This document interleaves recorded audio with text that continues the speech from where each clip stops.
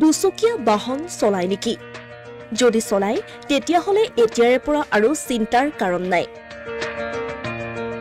সৰু সৰু কথাৰ বাবে এতিয়া আৰু ভৰিব নালাগে জৰিমনা। কেৱল এটা ক্ষেত্ৰত সাৱধানতা অৱলম্বন কৰিলেই জৰিমনা ভৰাৰ পৰা মুক্তি পাব আপুনিও। কেৱল পিন্ধিব লাগিব হেলমেট।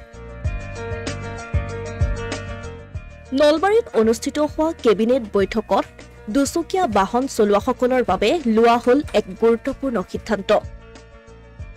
বৈঠকৰ অন্তত সংবাদমেল সম্বোধন কৰি মুখ্যমন্ত্ৰী হিমন্ত বিশ্ব শৰ্মাৰ ঘোষণা।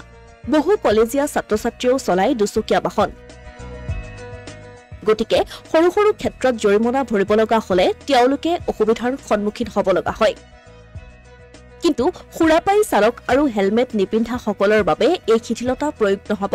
সুৰাপান কৰি দুচকীয়া বাহন চলালে আৰু হেলমেট নিপিন্ধিলে ভৰিবই লাগিব জৰিমনা। আমাৰ বিভিন্ন সংবাদ মাধ্যমত সাধাৰণতে এটা অভিযোগ উঠা যায় যে আমাৰ পৰিবহণ আৰু ট্ৰেফিকৰ পুলিচসকলে সৰু সৰু অটো ৰিক্সা চালক আদিক ফাইন আদিৰ কাৰণে দিগদাৰি কৰে বা আমনি কৰে, তাৰ ফলত দুখীয়া মানুহখিনিৰ কষ্ট হয়।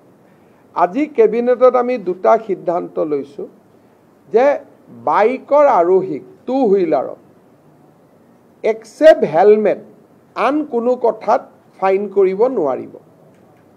অকল হেলমেট নিপিন্ধিলে ফাইন হ'ব, বাকী আৰু কাগজ নাই পত্ৰ নাই এইবিলাকত যিটো ফাইন কৰে সেই ফাইনটো আৰু এতিয়াৰ পৰা নকৰিব। গতিকে সাৱধান হওক। এইসমূহ নিয়ম মানি চলিলে আপুনিও ভৰিব নালাগে জৰিমনা। Asomiya Pratidin digital desk.